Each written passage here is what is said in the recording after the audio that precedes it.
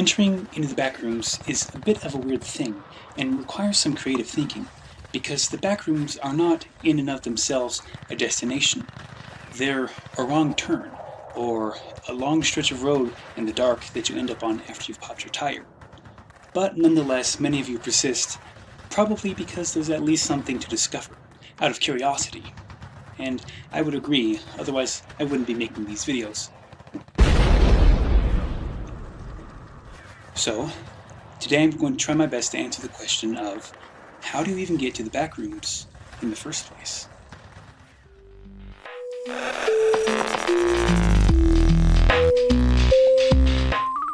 After having many conversations with many lurkers and after conducting many experiments myself, I feel I have gathered enough information, however allegorical, to at least give anyone who is interested somewhere to start. But due to the very nature of the backrooms, which is to say paradoxical, ethereal, enigmatic, without mercy or meaning, and possibly wholly subjective, somewhere to start is about as far as I can go. But despite this, I have noticed certain patterns. The first obvious thing to me is the fact that, frankly, intentional entry into the backrooms is extremely rare. The vast majority of reported cases were entirely spontaneous and not at all conscious. The second obvious thing is that it seems to take a certain type of person. As to what exactly that type of person is, I'm not absolutely certain, though I believe it tends to relate to past experiences as well as certain emotions, but we'll get to that in a moment. Someone can spend their entire life wanting nothing more than to get to the backrooms, and never will. Likewise, someone who is entirely ignorant about anything related to the backrooms or anything like it will, as we've already established, turn around, open a door, or blink, and they'll be there. However, there is a minority of people who I will divide into two groups: passive lurkers and active lurkers. Passive lurkers are those whose entry into the backrooms wasn't initially planned or intentionally engineered. Basically, these guys have entrances nearby and just noticed them before they fell in, therefore giving themselves time to actually examine them and possibly run experiments. In other words, they might not have known what was going on at first, but soon learned. Active lurkers, on the other hand, are those who, actively open and or maintain entrances. Those are the guys we're interested in today. The first method I learned from an alleged lurker on the Darknet chat room, which functions similarly to Omegle. If you would like the Onion address, let me know. He believes, as I do, that the backrooms feed off of negative emotions, which is why the longer you're there, and therefore the more anxious you become, the worse your situation becomes, i.e. level dissension. He claims that his method of opening portals naturally is to induce intense negative emotion. It goes without saying that this is not recommended, and for the sake of responsibility, I'm not going to go into details on how exactly he does this. But there may be a less emotionally damaging method: rituals. But wait, remember what I said earlier about how the backrooms isn't a destination, but rather something of a wrong turn? This is where that creative thinking comes into play. There are a great number of rituals on the internet, many on r/3kings, and just as many are written from a fictional perspective as a believing one. And if we weren't already in the realm of ambiguity, we most certainly are now. Essentially, what I'm suggesting is that if you find one of these rituals involved in traveling between worlds, maybe begin it and then intentionally break it somewhere in the middle. You may very well be dropped off into the backrooms. However, while this method may not be emotionally damaging, it is extraordinarily risky. The backrooms is really just one level of the depths of the void, where the extent of our lack of perceptive abilities is quite literally eternal. Which is to say, you may not end up in the backrooms at all, but rather someplace even worse. Another thing that makes this method risky is that if you are dropped in the backrooms by a fractured ritual, your interest may not be as easy to find, if indeed it was ever easy to find in the first place. So where does this lead us? It would seem right back to the beginning. My study of the backrooms only serves to reinforce its ambiguity, but as an intelligent consciousness I will press on regardless. Perhaps that is the curse of self-awareness, forever marching in the dark, stabbing at the abyss, trying eternally in vain to light fires without oxygen.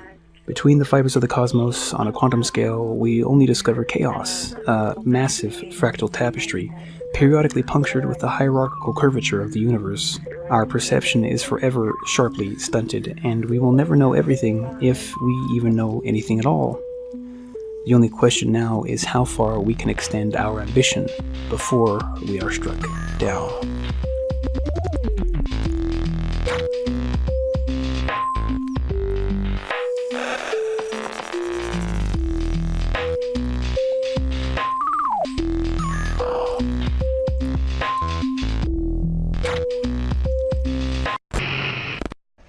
The death of Chinese-Canadian student Elisa Lam, who was found dead in a Los Angeles hotel's water tank earlier this year, has been ruled accidental drowning. Authorities say the 21-year-old Vancouver student's bipolar disorder was a significant contribution to her death.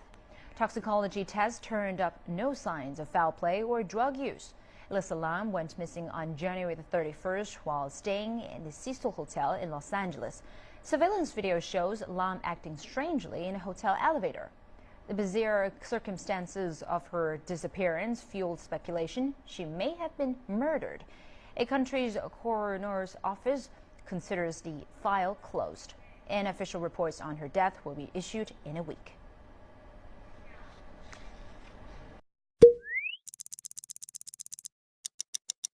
Welcome to a new Draw My Life video. Today, we're gonna talk about one of the most mysterious cases of the last years. The death of the young girl from Canada with Asian origins, Elisa Lam. Her death seems like something taken out of the mind of a clever killer, and for some people it is a perfect crime of the last century. In January 2013, Elisa Lam, a 21-year-old student at university, decided to go on a trip around the US on her own. She wanted a change and to visit the west coast of the country in Los Angeles, City of Stars. Her starting point was San Diego, California.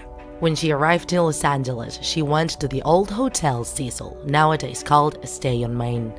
Elisa called her parents every night to tell them how her adventure was going. She was planning on going to Santa Cruz on the 31st of January, but her relatives never got any news on whether she had made it there safely or not. Worried about her, they contacted the authorities and they started an investigation. The staff at the hotel said they had seen her alive that day, but there was no trace of the young tourist. Her disappearance was notified and they put signs all around the city. There wasn't a single clue until, going over the surveillance cameras of the hotel, they found something disturbing. It was a recording where Elisa went in and out of the elevator, looking nervous, pressing hysterically all buttons and talking to herself. It seemed like she was running away from someone or suffering a psychotic attack. The weirdest thing was that the doors of the elevator didn't close until she disappeared in the hallway. This disturbing video of the elevator went around the world and became viral, showing the chilling last minutes of Elisa Lam's life. After several weeks of investigation, a complaint from one of the guests in the hotel would take the detectives to the location of the young girl. The water system seemed to be having pressure problems. The water coming out of it was muddy and tasted weird. When they checked the tank of the rooftop terrace, they found a dead body of Elisa, floating in a state of decomposition. There weren't signs of trauma, abuse, or aggression. The autopsy confirmed she hadn't taken any kind of psychoactive substance, and it all pointed to a natural death caused by drowning. The water found inside her lungs was the same water there was in the tank. Elisa's medical record revealed that she was bipolar, but that didn't explain how she had ended up there. The access to the rooftop terrace was restricted, and the cover of the tank was too heavy. Even the firefighters had to make a hole to reach the body. So, how is it possible that Elisa got herself inside the water tank? As an answer to this mediatic case, conspiracy theories and possible explanations didn't take long to start appearing to try and shed some light on the case. The Cecil Hotel has a dark history with a number of murders and cases of macabre suicides. The serial killer Richard Ramirez, the Night Stalker, guilty of killing 14 women during the 80s, had been living in that hotel. Also, the serial killer from Vienna, Jack Unterweger, the Austrian prostitute killer, stayed at the Cecil Hotel, where he committed several homicides. Other theories talk about the supernatural. The gloomy history of the hotel is surrounded by ghosts. There are many testimonies from tourists that say they've been victims of attacks from the great beyond in their rooms. Maybe it was a spirit, the one that perpetrated the murder, possessing the young Elisa.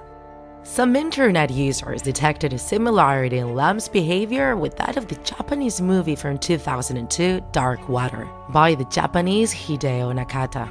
In the film, where an evil spirit uses water to attack, Elisa's death seems to be represented, with elements in common, such as the scene in the elevator or the water tank. There is this crazy theory on the internet that says Elisa pushes the button for the 4th floor first, by which a ritual originary from South Korea starts, in order to go to a different dimension. The order to follow in the buttons would be 4th, 2nd, 6th, 2nd, 10th, and 5th. The circumstances surrounding her death are so mysterious that they inspire the plot of many TV series, such as How to Get Away with Murder and the 5th season of American Horror Story, Hotel. The Spanish TV show Cuarto Milenio, the 4th Millennium, also talked about this. 6 years have gone by, and nowadays nobody knows what really happened to young Elisa Lam. Just as Black Dahlia's case and other terrible crimes in history, it remains unsolved. Do you have any other theories, TikTokers? Did you know Elisa Lam's story? Stay away from elevators and be careful with which hotel you go to if you travel to Los Angeles, TikTokers. If you enjoyed this video, don't forget to like it, and if you want to see more Draw My Life videos, subscribe to our channel. See you in the next episode! We're all evil, in some form or another. Richard Ramirez, aka the Night Stalker, said in an interview after being imprisoned for his heinous crimes. He relished evil, has even been called the embodiment of evil, not just because of the murders he committed, but because he believed his sadistic impulses were in line with what Satan would have wanted. A one-man epidemic of madness and murder, the American media said about him after he was captured. Lock your doors, lock your windows, intoned the Los Angeles police, because you could be next. Ramirez was the boogeyman. He sneaked into houses at night and left a trail of blood behind him. Men, women, boys, girls all saw this face of evil. But what drove him to do these things? What were the precursors for his sadism and siding with Satan? The man who had signed his gruesome crime scenes with Jack the Knife, or inverted pentagrams, was born on February 29, 1960. Before becoming an avowed Satanist, he was, like us all, an innocent young boy. What happens to the boy is the molding of the man. And as with many or even most serial killers, childhood is filled with terror and trauma. According to the seminal book on serial killers, The Method and Madness of Monsters, Ramirez's childhood fit the description of many killers' younger years. He grew up with a father who had once been a policeman in Mexico, but later had moved to El Paso, Texas. This father was prone to fits of violence, of which Ramirez was said to be a victim. His mother was a religious zealot. The same book tells us that Ramirez experienced something else many other killers have, and that's serious head injury. He was knocked unconscious twice as a child, which later resulted in him having epileptic seizures. It's also said that when he was just 7 or 8 years old, he may have had witnessed one of his brothers being molested by a neighbor, but it's unknown if this happened to Ramirez himself. Nonetheless, during childhood, he was liked in school, had girlfriends, with one of those girls later saying he was always sweet and gentle with her. So, what happened? One of the things often mentioned when people try and understand the madness of Richard Ramirez is when he was just 12 years old, he was witness to a grim sight. These were photos shown to him by his cousin, a Green Beret who had returned from the Vietnam War. Those photos should have been traumatic for Ramirez because what he saw was American soldiers forcing young Vietnamese women to perform fellatio on them. Other photos revealed something even more horrific, and that was the severed heads of those girls. Was he traumatized by those photographic scenes? Years later, Ramirez would say no. He would say that he had been aroused by what he had seen. At that same house where his cousin lived, Ramirez would eventually see that cousin shoot his own wife in the face in cold blood. Ramirez, then 14, was told to keep quiet about the murder. He did, but the cousin was arrested. He wasn't convicted of murder for the reason of him being insane. After this, Ramirez was sent around to that house to pick up some property. He later said he could still smell the blood, saying he found that to be a mystical experience. The young boy was withdrawn, quiet for years after. Here we have the killer in the making. But before he embraced sadism, he began burgling houses. He pretty much dropped out of school, went to LA to visit his heroin-addicted brother, and that's when he was trained in the art of stealing. There, he began experimenting with the powerful hallucinogenic drug LSD, and if that wasn't bad enough for an obviously fragile mind, he started to take an equally powerful drug, a horse tranquilizer nicknamed Angel Dust. This drug is well known to cause delirium and mania in some people, and with Ramirez at this point becoming obsessed with dark heavy metal and slasher horror films, we might see where his fixation with Satan was born. In the summer of 1978, while exploring one of his new pastimes, injecting cocaine, Ramirez read a book by a man who claimed to be a fully fledged Satanist. The book was called The Satanic Bible, and it would inspire the 18-year-old Ramirez to drive out to San Francisco to meet the author. There he got involved with satanic rituals, and said later that during those dark ceremonies he actually felt the hand of Satan touch him. At this point, he pretty much cut off all ties with his family. We know little about what happened to Ramirez in the ensuing years, but it's said he took a part-time job in an El Paso hotel while still a teen, and started robbing guests as he had the door keys at times. It's also said that he was beaten very badly at one point after a male guest had returned to his room to find Ramirez attempting to molest his wife. After that, Ramirez moved to California for good, where his darkness would be consummated in the act of various depravities, including rape, extreme violence, and murder. In 1983, Ramirez's sister went looking for her estranged brother. According to the book we mentioned, she found him living in a cheap hotel situated close to an LA bus station. He was still injecting cocaine, and he told her that he sustained his addiction by robbing from houses. He'd done this many times, informing his sister that the reason he had never been caught was because Satan was on his side. A year later, and we have the first of his murders. This terrible deed was only found out much later after his arrest, with investigators matching his DNA to the scene of the crime in 2009. He raped a 9-year-old girl in the hotel where he was staying while in San Francisco. He then stabbed her and hanged her from a pipe in the basement. Just 2 months later, and Ramirez would commit his second murder, which was originally said to be the first of the dreaded Night Stalker's kills. This time, Ramirez had entered the house of a 79-year-old woman and found her sleeping in her bed. He stabbed her multiple times and then almost decapitated her after slashing her throat. His second attack came almost a year later,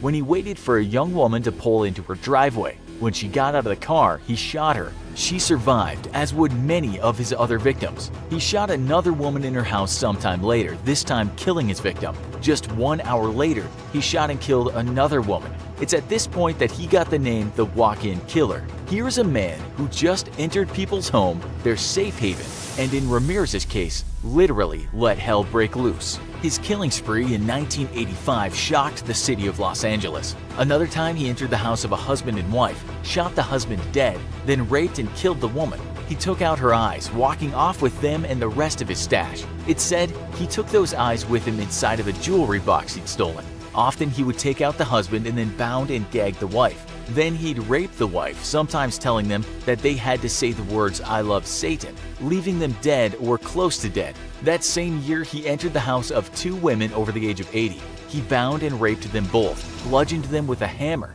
after which he drew a pentagram with lipstick on one of the women's thighs. They were found alive but unconscious, and one of the women died from her injuries. Another time, he got into the house of a woman and her 11-year-old son. He brutally raped the woman but spared them both after tying them up. Later, he found a 16-year-old girl sleeping in her bedroom. He hit her repeatedly across the head with a tire iron, only then to look for a knife to finish her off. He didn't find one and so tried to strangle her with a telephone cord, but electric sparks scared him off. He immediately fled, believing those lights to be God intervening and saving the girl. The girl survived but needed over 450 stitches. He committed many more similar crimes, entering the houses of families, killing the husband, and brutally raping the wife. Often he would make his victims swear to Satan.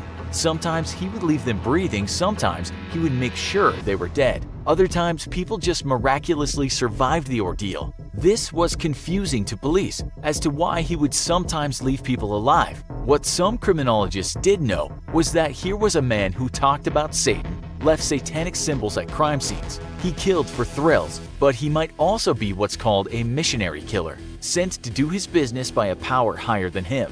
As his crime spree in 1985 was almost coming to an end, Ramirez attempted to enter the house of a family, but his attempt was thwarted. Ramirez drove away, but his stolen car was clearly seen.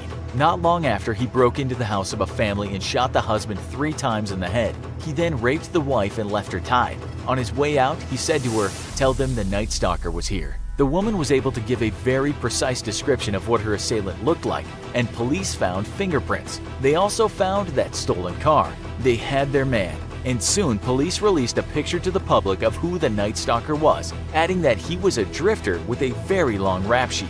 At the press conference, police said to the cameras, "We know who you are, and you cannot hide." They were right. Ramirez wasn't aware of this, but his face was all over the TV. It said he only got suspicious when he heard a group of aged Mexican women calling him El Matador, the killer. He attempted to carjack a citizen soon after, but was caught by what one might call an angry mob. It said they beat him to within an inch of his life. He appeared in court in 1989, looking the part of a Satan worshiper, dressed in black, wearing dark sunglasses. During the trial, one of the jurors was actually murdered, and rumors abound that perhaps Ramirez had orchestrated this. Was he really in league with Satan? Asked some people who were perhaps overly devout. There was no way to link him to the murder, however. It was just a grim coincidence. This man from the dark side developed his own following. People were mentally arrested by the specter of a devil worshiper. And then on September 20th, 1989, Ramirez was handed a down-to-earth verdict, convicted of 43 charges. The judge said what he had done was beyond any human understanding.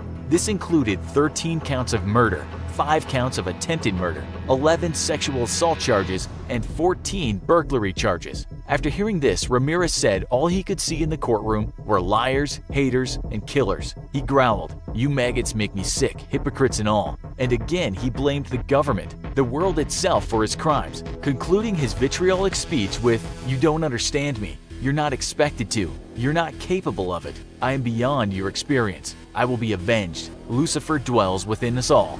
Women all over the country, including one of the jurors at his trial, fought for his attention while he was in prison. The handsome but literally devilish man was attractive for some women. This might seem implausible, but many serial killers have found such affections while in prison, some of them even getting married while behind bars. He gained attention from the media too while in prison. One time in a TV interview, he was told how he was now ranked among the worst serial killers in American history, besides people such as Ted Bundy. At this point, he couldn't hide a smile of appreciation. This kind of focus by the media on killers has been said to be perhaps one of the reasons serial killers ply their depraved trade, because even beasts sometimes want attention. In that same TV interview, he tried to mitigate what he'd done by invoking wartime killing, once saying, "Serial killers do on a small scale what governments do on a large one. They are a product of the times, and these are bloodthirsty times." In 2013, he died from cancer, age 53, with one of his surviving victims saying that was too good for him. He'd been on death row for 23 years, having been married to one of those serial killer-loving women we talked about. What do you think about this man? Tell us in the comments. Also, be sure to check out our other show, Did This Cannibal Couple Eat 30 People? Thanks for watching, and as always, don't forget to like, share, and subscribe. See you next time.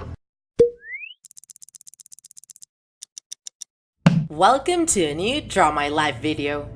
In this is Scary Tuesday, we're gonna get a bit mystic and playful, and we're gonna tell you about the elevator game.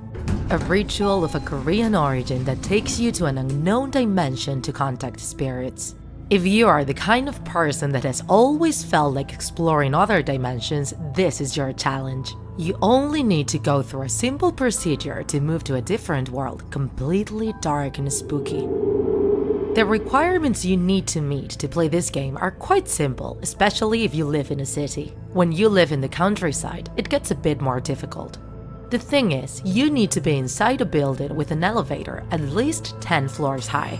It's important that you are alone in the elevator, and it's better if you try it when there is not many people passing by, so you don't have neighbors calling the elevator. If this happens, you have to start over again. So if you're brave enough to play, we recommend that you grab some paper and a pencil to make notes. These steps you need to go through are a bit confusing. The first thing you gotta do to try and get to the other dimension is get on the elevator on the first floor. Then, you have to press the button for the 4th floor. Once the elevator gets there, you have to press the button for the 2nd floor and so go back down. When you are in the 2nd floor, you have to press the button for the 6th floor. You have to wait, and then when you get to the 6th floor, you press the 2nd floor button again. Once there, you have to press the button for the 10th floor. And when you reach the 10th floor, press the button for the 5th floor. Right when you reach the 5th floor, a mysterious woman can get on the elevator and try to draw your attention. According to the rules of the game, we have to ignore her completely. She's in a spirit trying to disorientate the player and take him to a terrible dimension. Now, you have to press floor number 1. If at that point the elevator decides to take you to the 10th floor, get ready. That means you've done it all right. When the doors of the 10th floor open, you can either get off the elevator or stay inside. If you chose to get out of it and the woman had gone in on the 5th floor, she's gonna ask you, which floor are you going to? Don't answer. Don't look at her. You will know you made it to the other world thanks to a sign, and only one sign. The only person there will be you. You'll be in the same building, but in a different dimension. And not all dimensions are the same. You can make it to a peaceful one, but also to a very dangerous one. All the lights will be off, and the only thing you'll be able to see through the windows is a red cross in the distance. Some people say electronic devices such as cell phones or cameras don't work in the other world. Some others say they do. It's not really clear. In order to go back to your right dimension, if you stay inside the elevator, the only thing you have to do is press the button for the 1st floor. If it doesn't work, keep pressing until it does work. When the elevator reaches the 1st floor, you have to leave as soon as the doors open. No looking back, no talking. If you choose to get off the elevator on the 10th floor, you have to repeat exactly the same process again from the same elevator. Only that, instead of taking you to the 10th floor, the elevator will leave you on the 1st floor. Seems simple, huh? The only bad thing is if you get tired of exploring, or if you happen to be in danger and need to run away. As we have just told you, you need to take the same steps again. That means starting from the 1st floor. So you have to go down the stairs of the other dimension, down the stairs 10 floors. Sounds more complicated now, doesn't it? Those who have played this ritual game recommend not doing it under any circumstances. Fear takes control of you. As a consequence, you start getting lost, and the fear of not being able to go back to your dimension gets really intense. It is important to stay focused. If you remember Lisa Lam's video, one of the hypotheses behind her weird behavior and her disappearance was that she was trying to take part in this game. What do you think? Would you dare to go to a different dimension? Are you gonna try?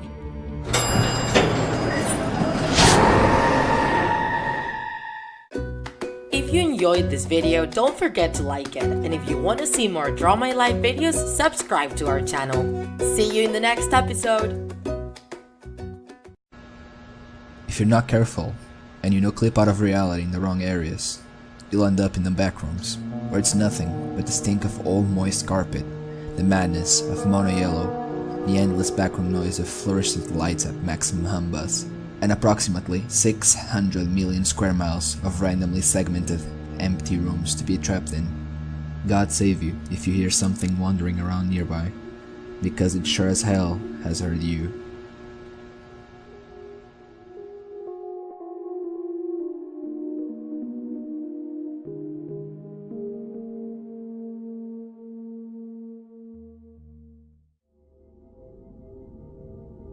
There are 3 levels known to us. Level 0. This level, the backrooms, is one of which most people enter and exit in. It makes up at least 1 million square miles of the 600 million square miles of the complete backrooms. It is full of randomly segmented rooms that each look almost exactly like the same, with the exception of some shape differences in a few odd rooms. The walls are all mono yellow with the same wallpaper throughout. A few outlets scatter the walls, but they're all most likely useless. The floor is stained in moist carpet. Some areas near the wall are contained with the mold. Interactions with other beings in this region are rare, but can happen. The beings in this level are mostly humanoid, but are very hostile. If you see one in this level, do not look at it. Turn around and slowly walk out of the room the being appeared in. The darker walls in some of the rooms are entry points into the backrooms and can be used to exit, although some might exit into worse places than the backrooms. It is recommended to only use your entry point. Level 1. Level 1 is very similar to Level 0, though with a few major differences. Few stay alive in the backrooms long enough to reach Level 1. The trigger to reach this level is seemingly completely unpredictable. At any point in the backrooms after at least 4 days, there is a chance the lights will begin to flicker on and off. Eventually, the lights will turn off for minutes or hours at a time. While the lights are off, this level is very dangerous. Interactions with beings in this level are very common, and they are more non-humanoid. They will usually come near when the lights are off, and they are close when you can hear distorted noises nearby, usually resembling screaming. Strange noises other than the beings are more common here as well, like rumbling of machinery and creaking sounds in adjacent rooms. Escape here is still possible through the exit points. This level covers an unknown amount of square miles, though predicted to be at least 1 million. Level 2. Level 2 is the most hostile and unexplored part of the backrooms, at least as of now. After getting far enough from the entry point, the sound of machinery will begin to grow louder and the buzz of the fluorescent lights will become softer, until the rooms themselves change slowly into hallways. Eventually, the drywall becomes concrete and large pipes begin to line the walls. This is level 2. Resembling industrial maintenance tunnels, this level is claustrophobic and lengthy, with seemingly never-ending tunnels that stretch on for miles. If you come into contact with a being in this level, your only choice is to run in the opposite direction, as they become hostile on sight here. One of the beings is seen in this photo, the only known photo taken in level 2. It is thought to be one of the lesser hostile beings in level 2. In some areas, the heat can be unbearable, reaching levels of 110 Fahrenheit or higher. This is thought to be due to whatever substances are in the pipes. Exiting is thought not to be possible in level 2 via the entry points. The only way to exit is to become completely calm and consciously imagine the backrooms as your home. Then you might be able to leave. This is the final explored level, though there is thought to be many more. The size of this level is unknown. Now, a user with a username FlobblesReddit asked on the Backrooms subreddit the following: Is it possible to enter the backrooms prepared with, for example, a gun or night vision goggles and heat-resistant suit and body armor? And is it possible to successfully confront and defeat the entities in the backrooms with said equipment? The OP replied, I'm not sure if there have been any cases of weapons being brought into the backrooms, primarily because it is extremely difficult to purposely get in. But even if you could get in, I doubt it would harm most of the beings. As far as I can tell, they are not actually real. Let me explain. As far as we know, the backrooms are a subconscious mess and are created by what our perception of the human conscience is. Because of this, the beings themselves are most likely figments of our imagination, but are perceived as very real. Have been documented to cause harm despite being mental. There is no physical being in the last picture. Our mind simply cannot fathom the photo without the being there, so it creates a figure as not to freak out. If this photo is seen through the eyes of a non-human animal, they would probably see an empty tunnel. They might not see anything at all. Now, there's a lot more to the backrooms than what I've covered in this video. Plenty of people have tried to no-clip out of reality just to see what really resides in the backrooms. Many speculate the reason for the backrooms to even exist. Others try to find out what's really at the end of this dimension, if there really is an end. A lot of theories have been made about the subject. A lot of people try to map out the areas they visit, but so far, no one has the answers. Head over to r/thebackrooms to learn more about it. Good luck, and be safe.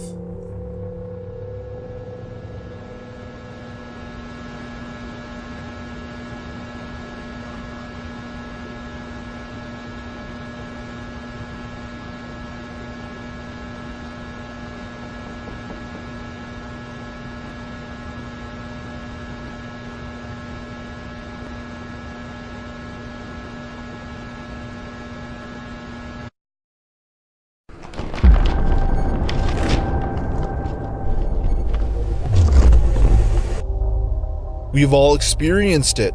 You have a dream where you enter into a room.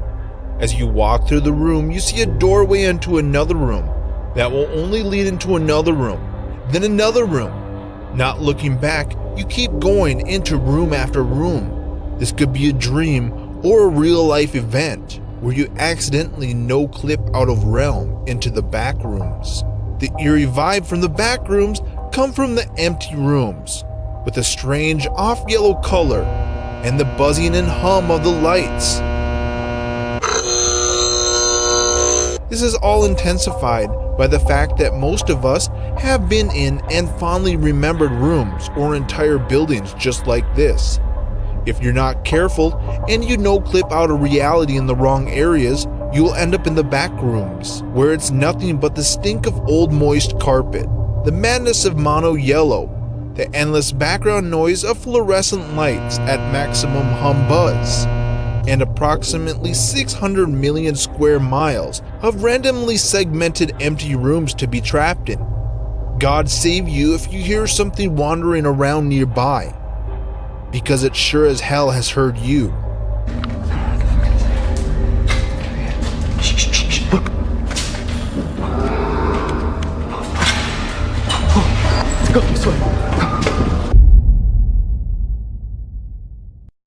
There's 3 levels of backrooms, level 0 through 2. Level 0, this level of the backroom, is the one most people enter and exit in. It makes up at least 1 million square miles of 600 million square miles of complete backrooms. It's full of randomly segmented rooms that each look almost exactly the same.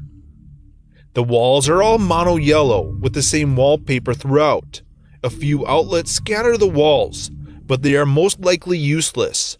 The floor is stained and has moist carpet. Some areas near the walls are contaminated with mold. Interactions with other beings in this region are rare, but can happen. The beings in this level are mostly humanoid, but are very hostile. If you see one in this level, do not look at it. Turn around and slowly walk out of the room the being appeared in. The darker walls in some of these rooms are entry points into the back rooms and can be used to exit, although some might exit into worse places than the back rooms. It is recommended to only use your entry point. Level 1. Level 1 is very similar to Level 0, though with a few major differences. Few stay alive in the back rooms long enough to reach Level 1. The trigger to reach this level is seemingly completely unpredictable. At any point in the back rooms after at least 4 days, there's a chance the lights will begin to flicker on and off. Eventually, the lights will turn off for minutes or hours at a time. While the lights are off, this level is very dangerous. Interactions with beings in this level are very common, and they are more non-humanoid. They would usually come near when the lights are off, and they are close when you can hear distorted noises nearby, usually resembling screaming.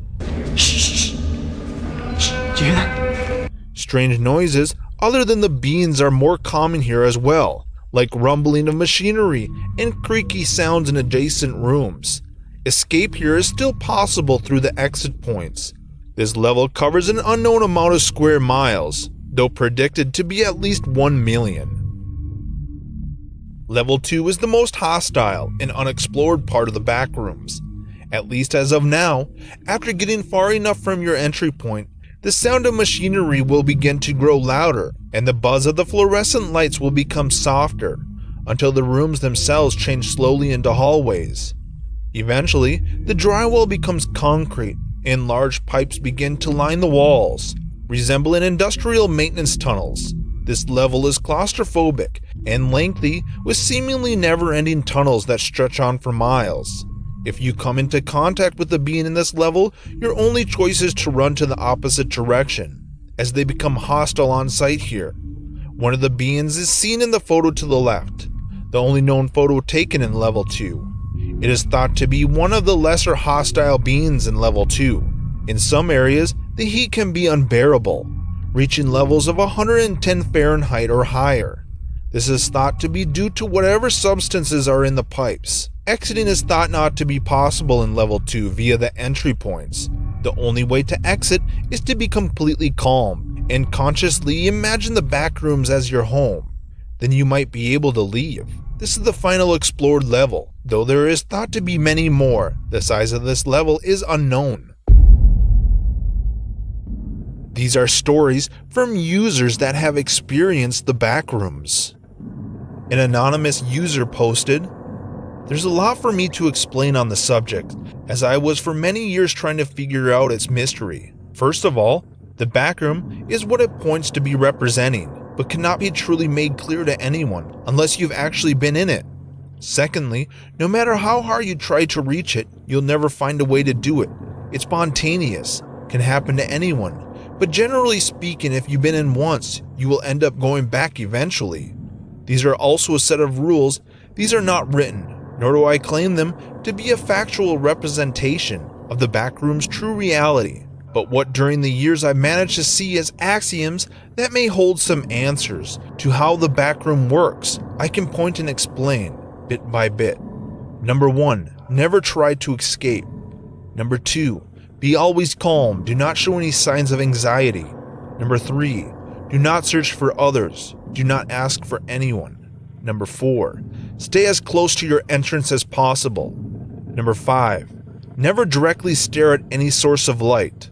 Number 6, should you lose your senses, do anything to regain them, even if it means by cutting off a part of your body. Number 7, always check if the time is what you remember it to be. Number 8, do not touch a wall that seems darker than the one next to it. Number 9, should you come across another human being, do not make any contact and move away from each other as fast as possible.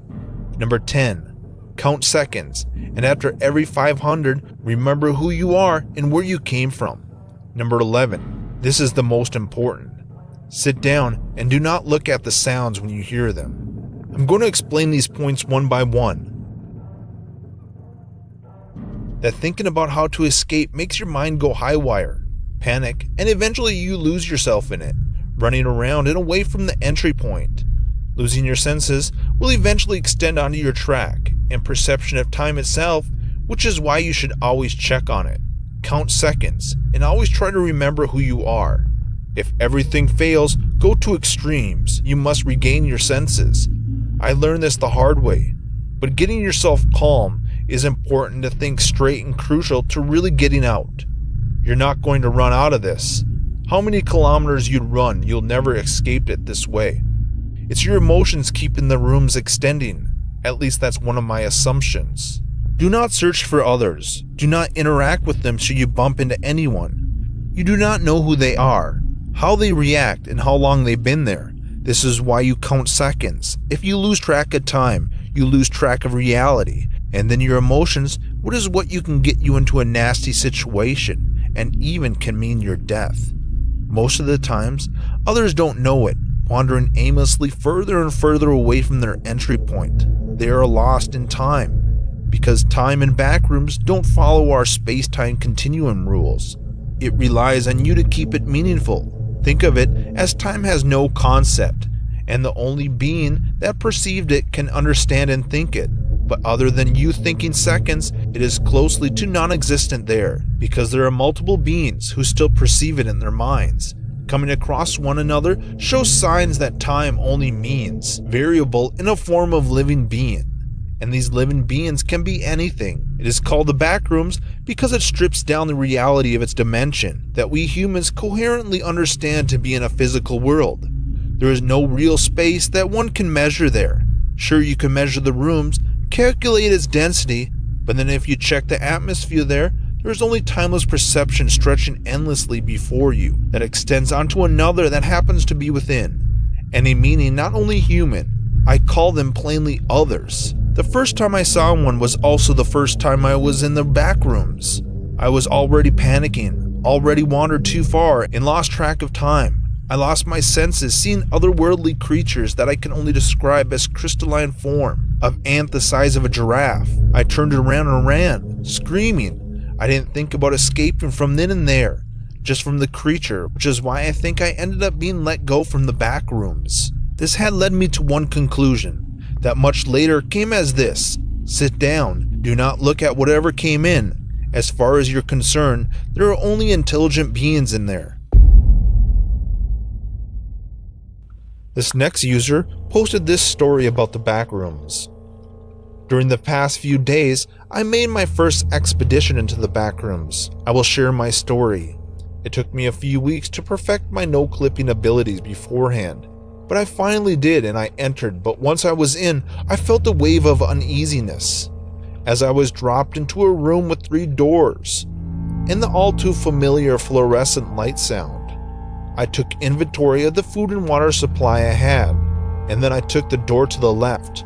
I walked for about 4 hours down the halls through the rooms until I heard what sounded like a coffee maker on the other side of the wall. I walked around a corner to find a door to the area where the sound was, and there I faced my first being of the back rooms. I have never heard anything like it from all of the journals I have read.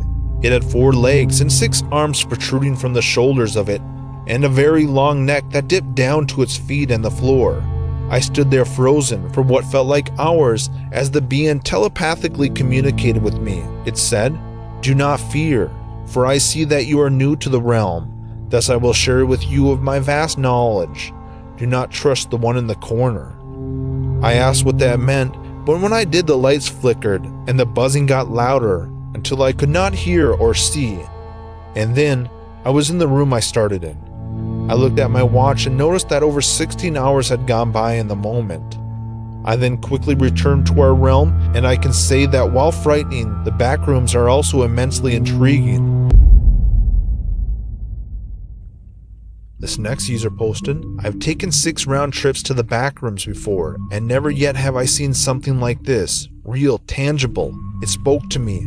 As soon as I turned a corner and came upon it, I turned to run, but before I could, I froze up. It allowed me to turn my head to see it better. I noticed how its limbs stretched into the walls, filling the space up upon the corners. Yet despite the position in which it sat, seemed perfectly comfortable. After a longer look, I noticed black speckled blood dripping from where an arm might have been, as if it wanted to let me know it did not want me to end the same way.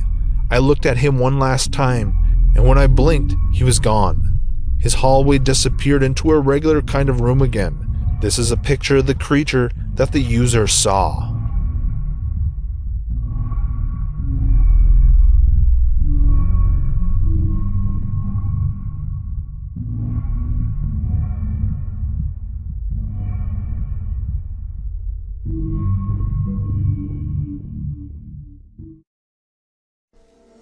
For this video, I am going to discuss a recently growing phenomenon known as the backrooms, and show you that this crap actually exists by showing you an exploration that I did back in March with Avocation Decay Productions. I will show you all of the eerie similarities between my exploration and the stories on the internet, and prove to you that if one has a desire to find these backrooms, they are much easier to find than you think. Now, firstly, I originally wasn't going to upload this exploration because this location didn't have very many interesting things to show, but ironically, the fact that every room of every floor in this building looked identical was interesting on its own, similarly to what people are calling the back rooms. As you can see here, this is how we got into this abandoned building. We had to sneak into a parking garage, walk on top of a walkway over the road, and climb in through a boarded up window. The internet stories of the back rooms usually consist of someone accidentally stumbling upon them, and in a sense, it was an accident for us because we didn't know that this location was going to be a maze to walk through and explore. The first thing you may notice about this place is the mold and decay. Thankfully, I brought a mask specifically for avoiding breathing in toxic air because that stuff can be very dangerous. The next thing you notice is the color and ambience of the place. As you can see, these hallways and rooms have a slight yellowish glow, but don't have lights. Now, as the story goes, these back rooms do have power, and you can hear the loud humming of the lights in the ceiling. In this case, it was dead silent and dark. No humming of lights, no screams, crying, or anything like that. However, as you can see, we did find power in this little closet area, which was also seen on every floor in the exact same place. How the fuck does that happen? Dude, I don't know. This is the bad game. I would also argue that silence can be equally, if not more terrifying, than the noises you might typically hear in an abandoned building.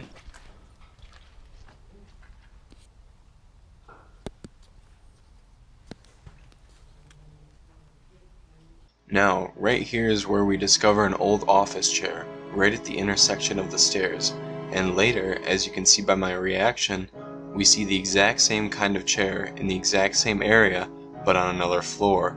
I think this confirms that we're in a time loop or something. Which can make it very confusing if you are trying to find the floor in which you entered to leave.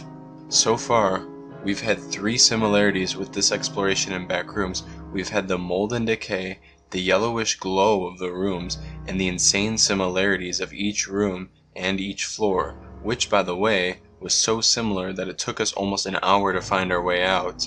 Now, as the story goes, the further you go into these back rooms, the narrower the hallways get, and the more claustrophobic you feel, and eventually you will be in areas with things like machinery, pipes, and small cement structures to wander through. Now, as you can see here, we kept going up every floor until the staircase started to look different. It was much more narrow, leading to brick and cement walls surrounding rooms filled with all kinds of machinery. What was interesting about this top floor was how massive it was, and even though each room was tiny, we found all kinds of little walkways and stairs leading to more machinery.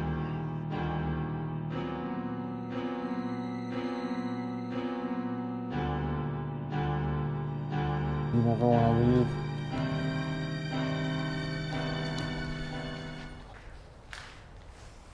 Oh, here we go. What is this? So, oh god.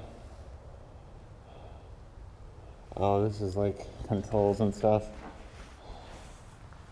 God, this is like, it's quite big, honestly. This place is huge, actually. Like over here, there's actually a lot of cool stuff. After this floor was the roof of the entire building, which, given how long we were in these back rooms, we didn't expect to be that high up. I suppose the only way to escape these back rooms, besides finding the one of hundreds of boarded up windows that we entered in, would be to, after all your sanity is gone, inevitably jump off the roof and plunge hundreds of feet to your death, simply because death may have been your only escape to these back rooms. As the similarities between the back rooms and our own exploration began to rise, you might wonder why these back rooms that we found weren't 100% identical to what people talk about on the internet.